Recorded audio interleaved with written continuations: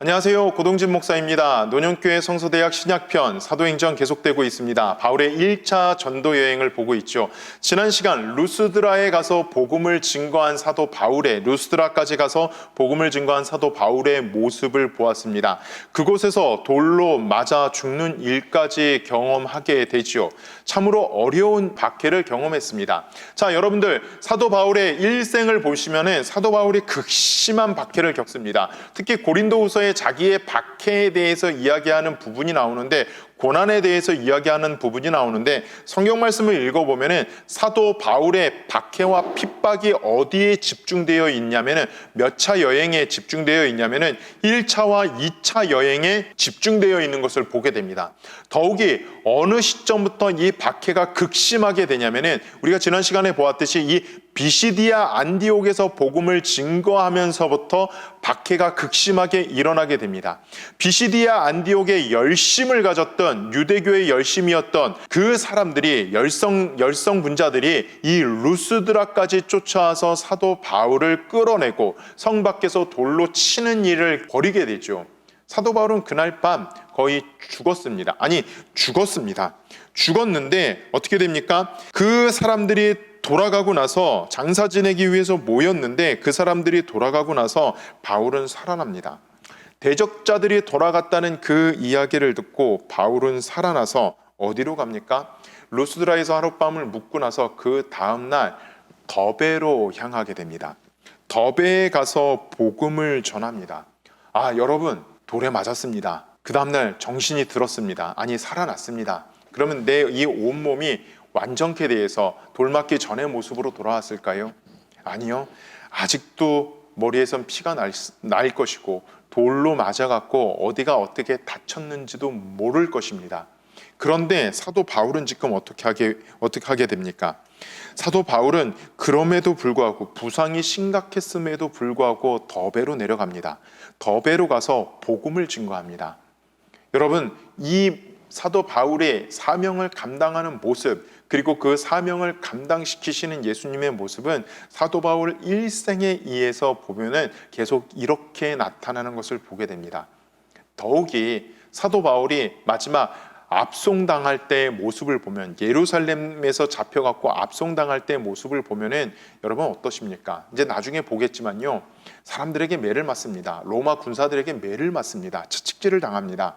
그 채찍질을 당하고 살갗이 찢어져 갖고 감옥에 갇혀서 신음하고 있는 그 가운데 주님이 나타나십니다.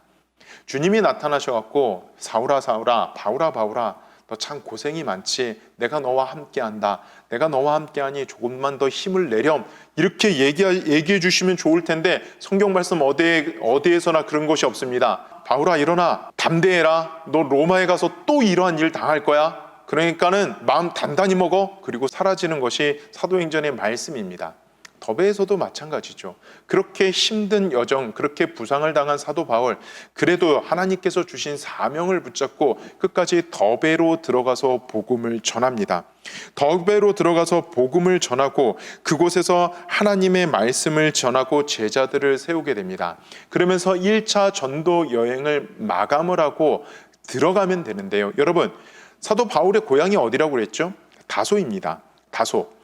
비록 이 더베와 다소, 이 해안가 지역을 갖다가 아주 험준한 산맥이 관통을 하고 있지만은, 이 더베랑 다소를 지날 수 있는 관문이 있습니다. 그 관문을 갖다가 길리기아 관문, 영어로는 길리기아 게이트라는 곳이 있습니다. 이 큰 사진을 보시면은 두 가지 관문이 있습니다. 저 위쪽에 보면은 길리기아 게이트, 길리기아 관문이 있고요. 시리아에서 또 안디옥에서 길리기아로 넘어가는 시리아 관문이 있습니다. 즉 다들 험준한 산맥이에요.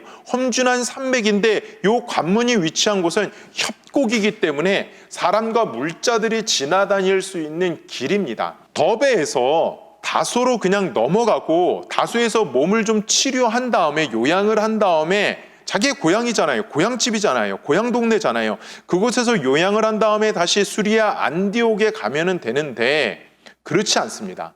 사도 바울은 어느 여정을 택합니까? 사도 바울은, 이게 길리기아 관문입니다. 이 도로, 이 협곡을 따라서 들어가면은 바로 더베입니다. 더베에서 출발해서 이 협곡을 따라 넘어가면은 바로 어딘가 하면은 자기의 고향 다소가 있는 곳입니다. 편한 길입니다. 이 길을 가면 되는데 그 길을 가지 않고 사도 바울은 어떻게 됩니까? 다시 돌아서 옵니다. 다시 자기가 전했던, 복음을 전했던, 자기가 돌에 맞아 죽었던 루스드라로 가고, 자기가 그 야밤에 유대인들에 의해서 쫓겨났던 이고니온으로 들어가고, 비시디아 안디옥에서 극심한 저항을 받았던 그 비시디아 안디옥으로 들어가고, 그리고 밤빌리아로 들어가고, 그리고 아탈리아로 들어가서 마지막 그 복음 여정을 마무리 짓는 것을 보게 됩니다. 왜 이렇게 지금까지의 여정을 거슬러 올라갔을까요? 심지어는 그 험준한 산맥을 거슬러서 올라갑니다. 성경 말씀을 보면은 이렇습니다. 루스드라와 이고니온과 안디옥으로 돌아가서 제자들의 마음을 굳게 하고 이 믿음에 머물러 있으라 권하였다라고 말합니다. 또 뭐라고 이야기합니까? 우리가 하나님 나라 들어가려면 더 많은 환난을 겪어야 할 것이다 라고 이야기를 했다라고 사도행전은 기록을 하고 있죠. 그 기록의 내용으로 추측해 볼 수가 있습니다. 추측해 보면은 바로 이 사람들, 비시디아 안디옥에서부터 쫓아 내려와서 사도 바울을 돌로 쳤던 사람들, 돌아가는 길에 그냥 돌아갔을까요? 예수 그리스도를 구주로 고백하고 예수 그리스도께 개종한 그 사람들을 가만두면서 돌아갔을까요? 아마 유대교에서 출교를 하고 그들에게도 모진 일들을 행하면서 비시디아 안디옥으로 돌아갔을 것입니다.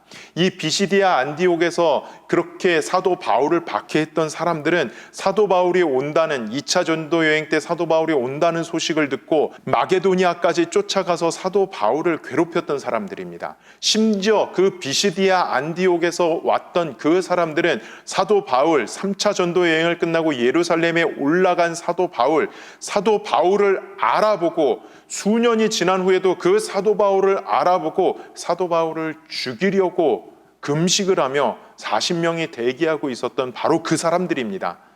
그 사람들이 교회를 가만히 두었을까요? 그 사람들이 믿음의 사람들을 가만히 두었을까요? 아무리 이렇게 험준한 산맥이 가로막고 있다 할지라도 사도 바울의 가슴 속에는 그 사람들이 있었던 것입니다.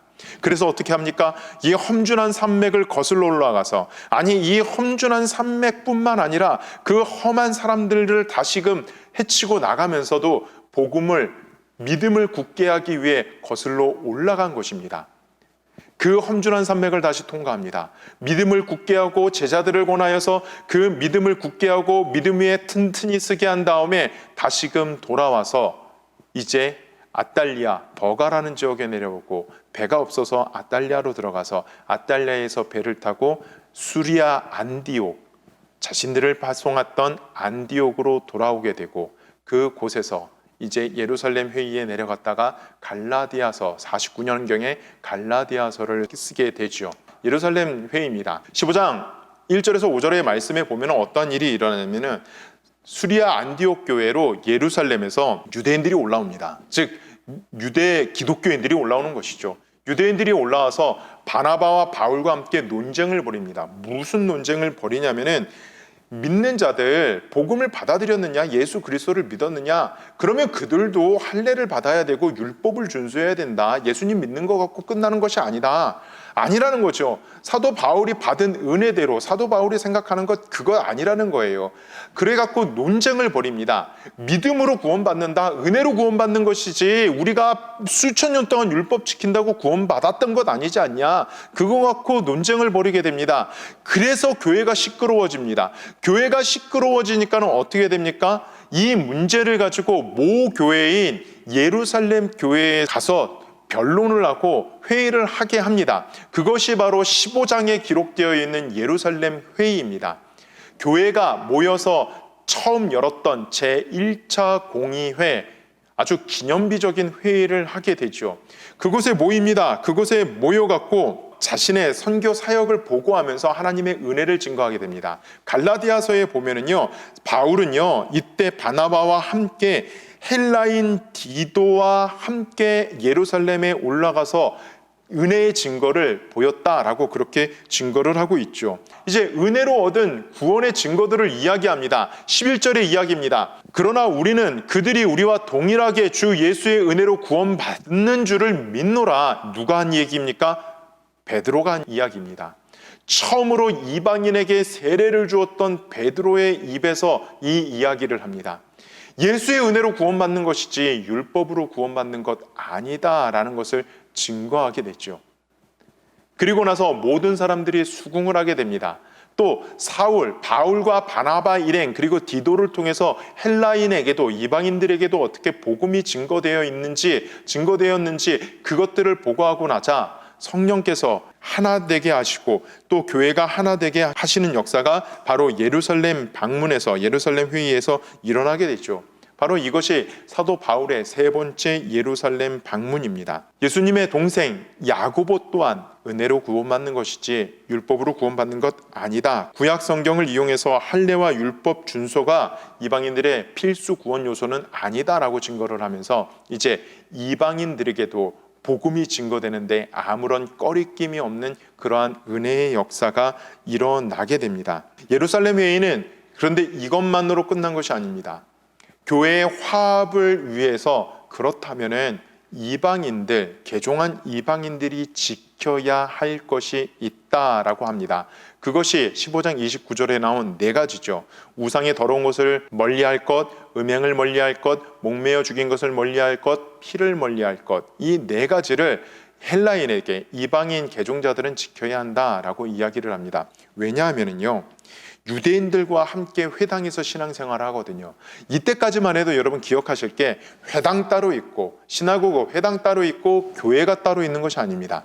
회당에서 함께 모이고 회당에서 유대인은 유대인의 시간에 모이고 기독교인은 기독교인의 시간에서 모입니다. 이제 이것이 회당이 없는 곳에 가서 복음이 증거되면은 가정교회가 되는 것이죠. 그렇지만은 회당이 있는 곳에서는 유대인들과 함께 그리스도인들이 개종한 이방인 그리스도인들이 있었습니다. 그렇기 때문에 기본적으로는 이 네 가지를 지켜야지 유대 기독교인이거나 헬라 기독교인이거나 이방 기독교인이거나 함께 어울릴 수 있다는 것이죠. 그래서 이것을 지키라고 이야기를 합니다. 이제 이러한 일들을 겪고 나서 사도 바울은 다시금 안디옥으로 돌아오고 길리기아 형제들에게 복음을 전하게 되는 것을 보게 됩니다. 그리고 나서 이곳에서 이제 갈라디아서를 쓰게 됩니다. 이제 다음 시간에는 갈라디아서와 야고보서를 함께 보도록 하겠습니다. 갈라디아서 그 중심 주제가 무엇입니까? 구원은 의인은 믿음으로 말미암아 얻는 것이다. 하나님의 은혜로 말미암아 우리가 구원받은 것이지 우리의 행함으로 구원받는 것은 아니다라는 대표적인 서신서지요. 아마도 15장 1절에서 보았듯이 유대 기독교인들이 이 소식을 듣고 나서 그들이 가만히 있었겠습니까? 수리아 안디옥을 지나 다소를 지나서 그리고 더베, 루스드라, 이고니온 또 비시디아 안디옥 세워진 교회에 가서 너희들 율법 지켜야 돼, 할례 받아야 돼 라고 이야기하고 그들의 믿음을 흔들어 놓았을 것입니다. 그래서 흔들리는 믿음 앞에 사도 바울은 갈라디아서를 써 보낸 것이다 라는 것이죠. 그리고 또 야고보 사도는 지난 시간에 보았죠. 이 야고보 사도는 그러한 배경 가운데 행함을 강조하면서 믿음의 서신을 써 보내게 됩니다. 여러분, 두 서신서가 색깔이 완전히 틀려서 도대체 무엇이 맞는 거지? 이렇게 헷갈리지만은요, 함께 보시면은 색깔은 틀리지만은 본질은 같은 것을 우리는 발견하게 될 것입니다. 자, 오늘은 여기까지 하겠습니다. 다음 시간에 뵙겠습니다. 감사합니다.